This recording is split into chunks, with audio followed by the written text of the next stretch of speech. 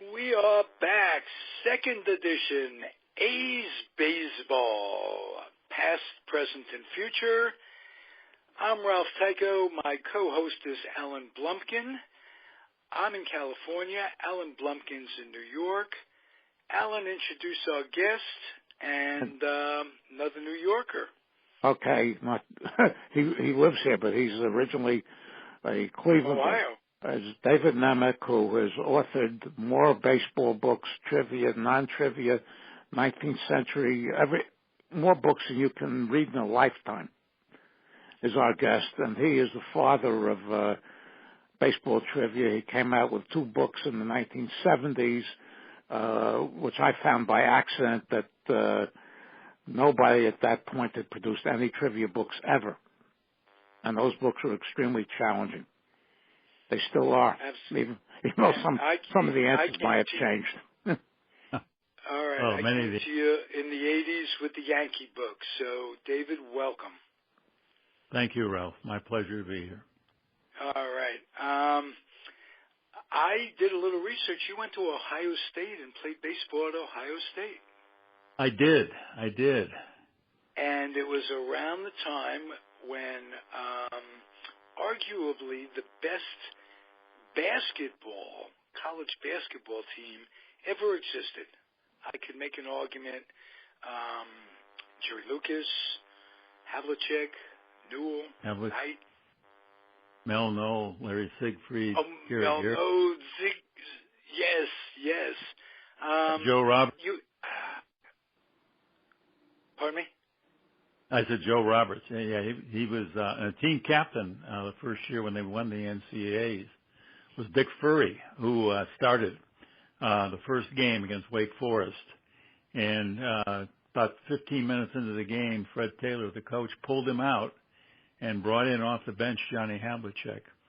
And the captain, reigning Dick Furry, never started another game. Whoa, interesting. Havlicek coming off the bench as well. Which denotes a future of Havlicek coming off the bench. He was terrific. And I happen to have watched that team in 1960, I would say, as roughly, when they came into the Garden, and I think Alan probably watched them too. It was I couldn't get tickets for that one. I was 17. I didn't know about getting advance tickets. And my friend and I went down there to try again to the year that they were in the Holiday Festival, because the year before we had gone to see Oscar in Cincinnati, and we couldn't get tickets. Well, and of course there was that Holiday Festival had Indiana coming in, if I'm not mistaken. Yeah, St. Bonaventure was there with Lanier. They had and Stiff. Yeah, and no, Lanier. I think it was the Stiff brothers. Lanier was later, and Lanier, and but it was the Stiff brothers. And of course you couldn't. Both played for the Knicks at one time, you couldn't tape the games. There's no such thing as VCR or DVR, DVDs or anything like that. So if you didn't see it, you didn't see it. Right. Tommy Stiff was great at St. Bonaventure. And if I'm not mistaken, he contracted tuberculosis. TB, and of course the Knicks drafted him. Yeah, well, that's the way it goes. He wasn't Paul Hogue, so they had to draft him. Hogue was the next year. Okay. Another disaster. Another bust. Yeah. Another bust. But so tell me, David, do you remember that basketball team? I'm sure you do, but do you have most players fairly well? Did the baseball team and the basketball team get along really well, or was it? Havlicek played both. Havlicek played both basketball and baseball, and I don't know if you recall this or not. Havlicek was drafted by the Cleveland Browns coming out of college.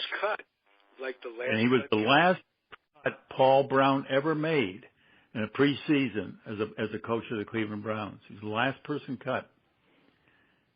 Wow. And Havlicek was brokenhearted. He wanted to play pro football. The money was, much greater in pro football. and the recognition in the early 60s then in the NBA. So he went to the Celtics as a second choice, and we know how that turned out. Absolutely. What drove him? Because he seemed like an intense overachiever. He was intense, certainly, and I don't know that he was an overachiever. He had moves that I'd never seen before in the basketball court, and I was a couple years ahead of him, so I never actually got on the court against him. But I saw some of the stuff he would do in practice, and I'd never seen any. He played forward, and he actually turned out to be a much better player than Jerry Lucas as a pro, I thought. And he was the most formidable player on that team in the big games. He beat Louisville in the regional final in 1961, and he made the winning basket with about 2 seconds to go. And unfortunately, he couldn't carry them through the next game against Cincinnati. And they were unbeaten going into that game. Yeah. Yeah, that was Oscar and Bonham, and no, Oscar wasn't there anymore. Oscar never made the finals. He made the semifinals his last 2 years, and then he went into the pros. He wasn't on any of those Ohio State teams, those 3 straight Ohio State teams that were in the final. No. The Cincinnati teams, excuse me. He wasn't on any of those Cincinnati teams that made the final. Now we're on the yeah. How'd you get into writing? Was it sports first, or was it journalism first with you? Well, actually, I had a journalism scholarship to Ohio State. It was given by the Cleveland News in honor of Ed Bang, who at that point in time was probably the oldest still active sports writer. And I was the first recipient. And as such, I didn't really intend to make a career as a sports writer, so I ended up minoring in journalism, and then realizing as I was getting deeper into my college career, I was never going to be a Major League Baseball player, which was my first goal. So then I started taking up writing, and I got quite a bit of encouragement. Took a fiction class from Peter Taylor, a great short story writer, and Taylor gave me a lot of attention, a lot of approval, and a lot of encouragement.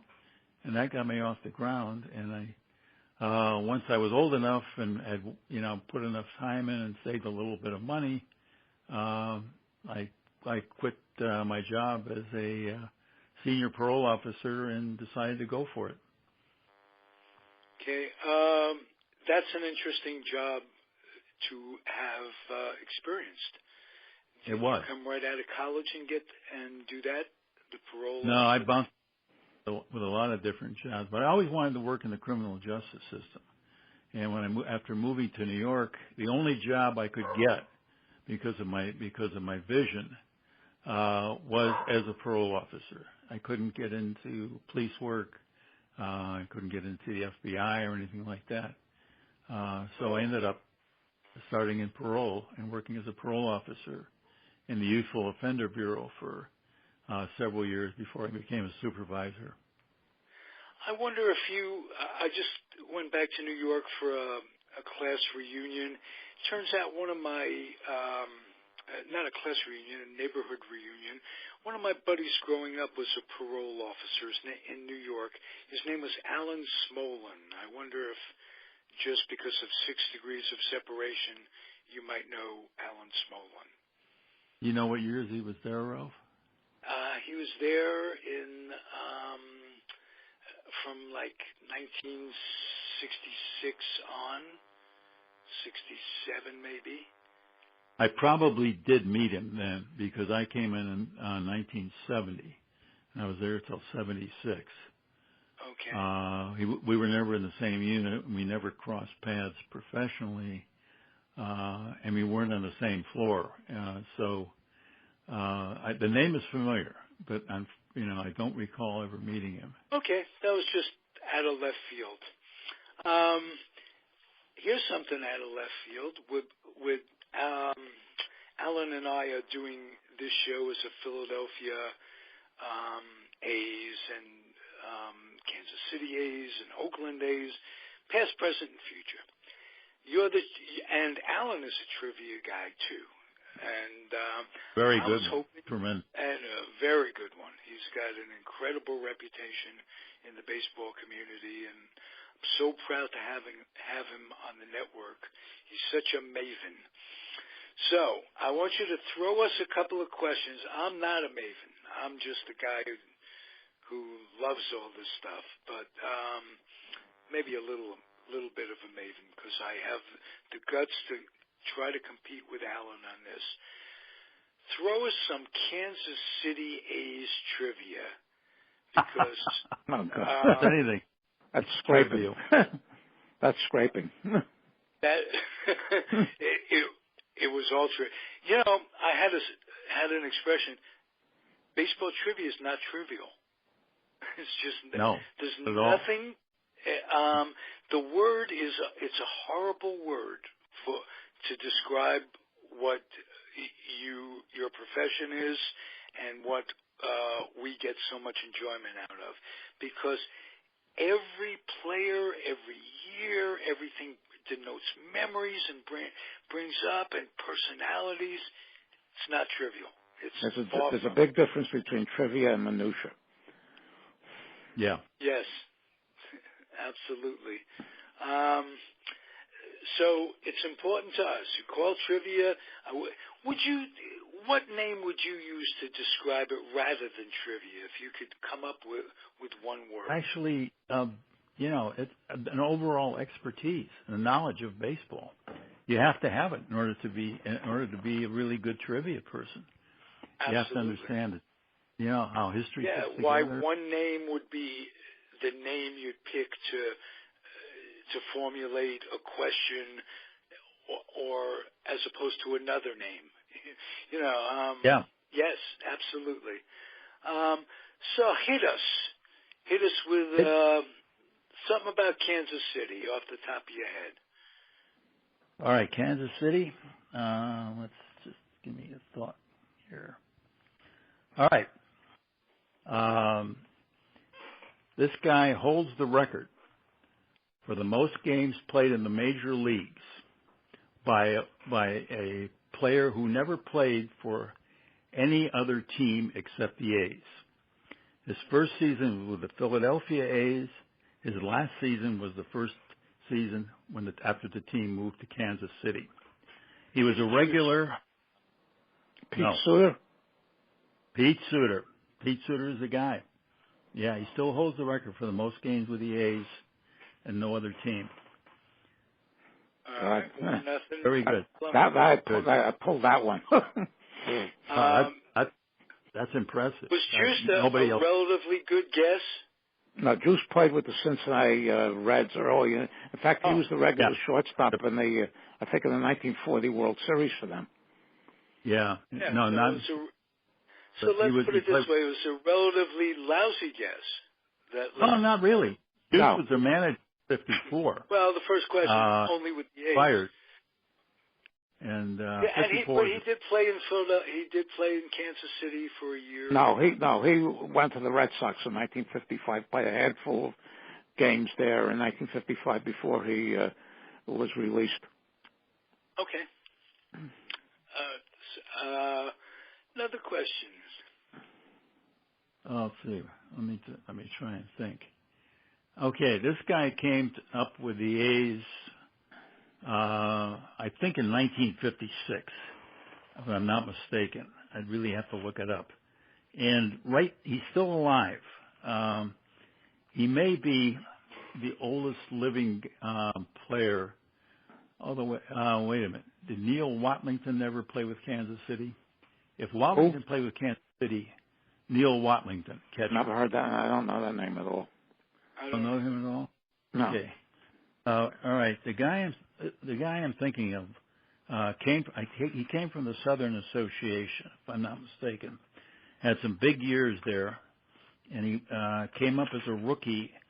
I think he was a 30-year-old rookie with I think the 56 56 age, and I think he's now the oldest living member of the A's team when it still had Elmer Vallow. What position? He's a third baseman. I remember that baseball card where he's got 5 Rance or 6 Plus? balls on the back. Rance Plus is the answer. Very good. Thank you. You got the right guy here, Ralph, because these are not easy questions. Yeah. Oh, you're hitting my ballpark, though. Okay. Come up with something that involves the Yankees and the A's. Because Arnold Go through all the was trades they farm made director. before Finley came in there. Yeah. Yeah. Oh, God. Yeah. Yankees and Kansas City A's, or Yankees and A's in general? No, Yankees and Kansas City A's. Kansas City A's. Well, they made all those horrible trades. By the way, I'm reading Ralph Terry's autobiography. It just came out. He played for both of them. He was, and a good golfer, if I remember. Yeah, very good golfer. Yeah. Well, the A's got tons of players from the Yankees.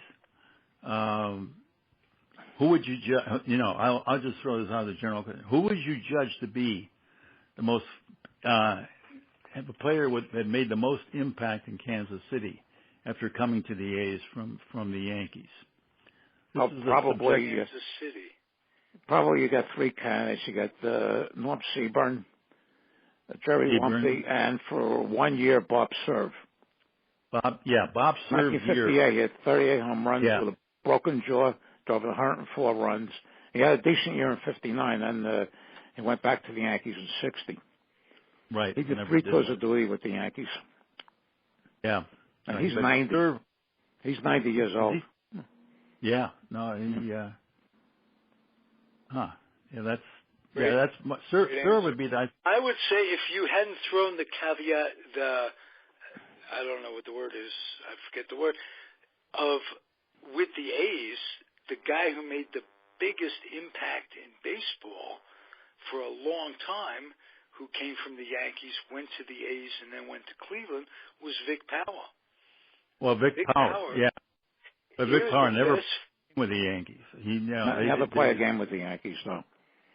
But was traded by them. Yeah. He was. He was traded to the...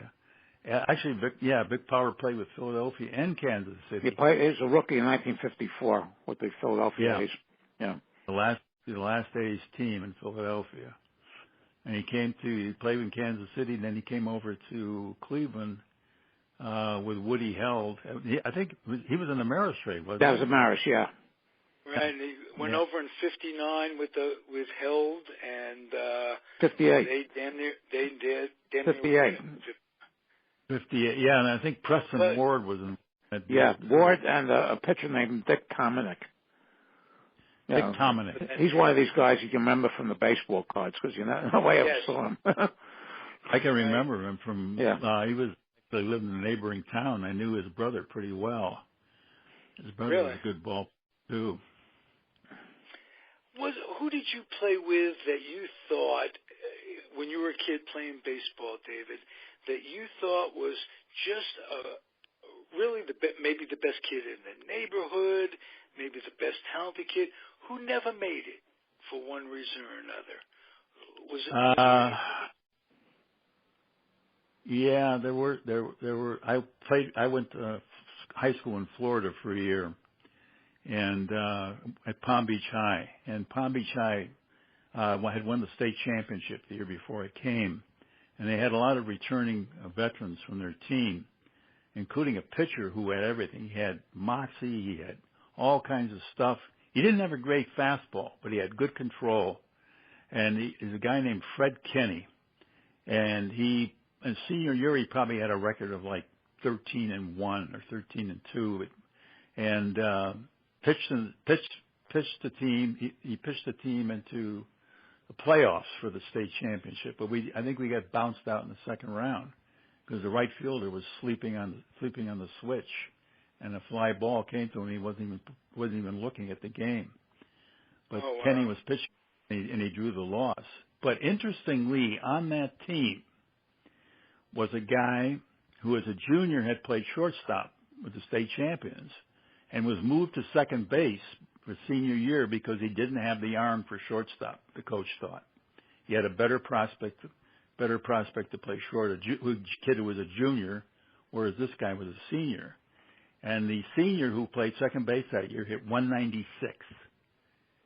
He ended up playing in the major leagues, and he should have been Rookie of the Year. And he ended up playing his rookie year was with Kansas City A's. He later managed the A's. Not the A's, I'm sorry. He managed Kansas City.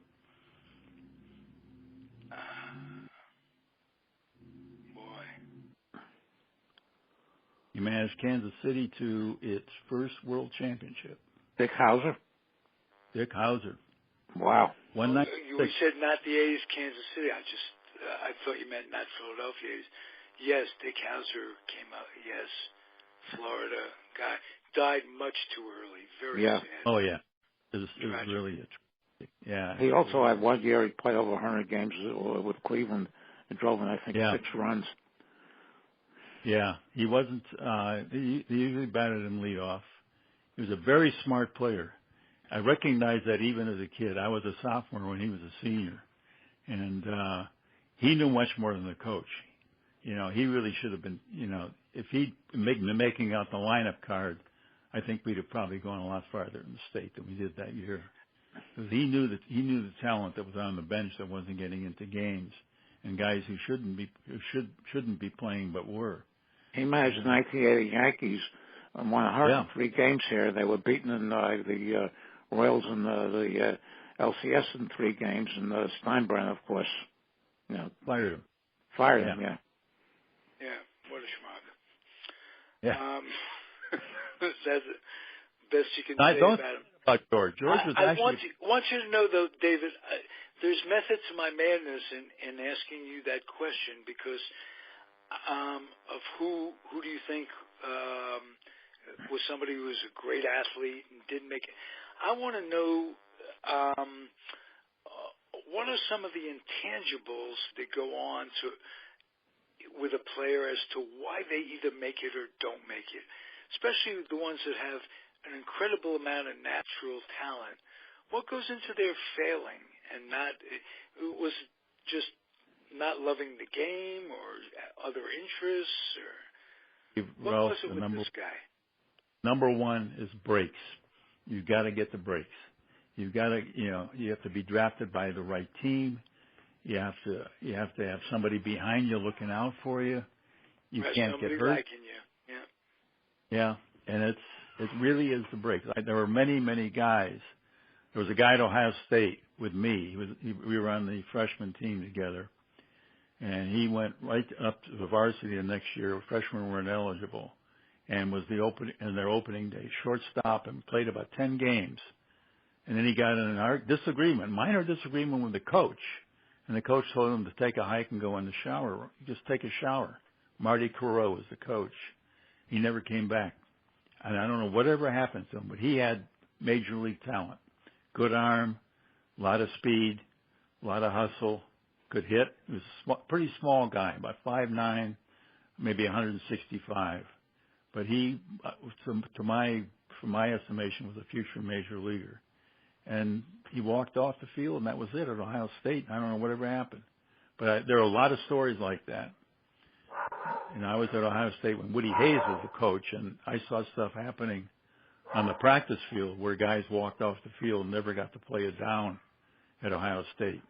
And they were really talented. I've heard stories about that at Arizona with Cush, what a taskmaster and what and some kids aren't going to respond to that for one reason. You take the fun out of it, and that's as far as it goes. That's the worst thing. Do you consider to be college ball semi-pro ball? What with the pressures and? Yeah. And there are a lot of the problem with it. The problem with college ball, high school ball, is the metal bats. You've got to get rid. They've got to get rid of the metal bats at some point, and go back to wood. How are you going to judge? Yeah, they're crisp, but they're illusional. What they, guys are great hitters with metal bats, and you put a wooden bat in their hands. I'm out in Long Island where they have a wooden bat league in the summer with college players, and these guys were hitting a ton in college. They come out to the wooden bat league and they're in the low 200s with very little power. And I bet scouts have a field day in a league like that. I don't know how they judge whether a guy's going to be able to hit big professional pitching when he's been using a metal bat all his life. Right, and if you don't square up with a wooden bat, you break the bat. You're not going to do well. And you can't tell because metal is metal. And also for a pitcher, too, it's got to be very difficult to evaluate the effectiveness of a pitcher. A guy, especially if he's not a strikeout guy. The ball's going to be in play, and there's going to be a lot of base hits at the college level. He might have a 4.62 ERA, and actually, because if a lot of balls are put in play, it would really translate if he were playing against a wooden bat team to half that. Yeah, I don't think there's too many metal bats in the Dominican Republic. Yeah. No. that's a lot of them are cardboard, as a matter of fact. Or is that the gloves? Those kids that grow up, they're playing. Yeah, they're playing from an early age and they're playing their hearts out to try and make it. And there isn't the incentive. I remember reading the Tejada book about what surprised me is the abject poverty. I mean, we have poor people in the United States of America, but we also have food stamps in the United States of America. There. Third world countries is a different ball game, and the competition to get off the island is absolutely incredible. It is. That's why they say that nobody ever. That's why they swing the bats all the time, because nobody ever walked off the island. Right. Yeah. Right. Exactly. The expression. Gentlemen, we've come to the end of it, and I just want to tell you what a pleasure this is, and I hope you'll honor us and come back again, Mr. Nemec. I'd be happy to, Ralph. Beautiful. Thank you for having me. Thank you, David. Thank you, sir. Both of you. Just as a fan, I can't tell you how cool this is. So, thank you. And I'll just end it by telling everybody out there to hang in there, and life is ups and downs, and the name of the game is keeping on, keeping on. Especially after Tuesday. Yeah. It's unusual that you bring up politics, Alan. I know. But this has been quite a week in the United States of America. My grandmother would have said, upper house. That's the only thing I can think of. It's America. It's good theater. You got to give it that. Yeah. Yeah. Okay. So I should press the 5-star? When your heart desires. Okay, guys. Thank you. Same time next week. Same time next week. And David, thank you again. It's really a privilege for me. Same time next week for me too, or? Yeah. Well, if you want to do part 2, you're certainly welcome. Absolutely welcome. Want to do that? And when are you going to get to the Cleveland Indians? I love the old. Can we talk 48 Cleveland Indians? Absolutely. All right, then we'll see you next week, same time, same place. Same bad time, same bad channel. I'll be there. Bye-bye. All right. No politics, Alan.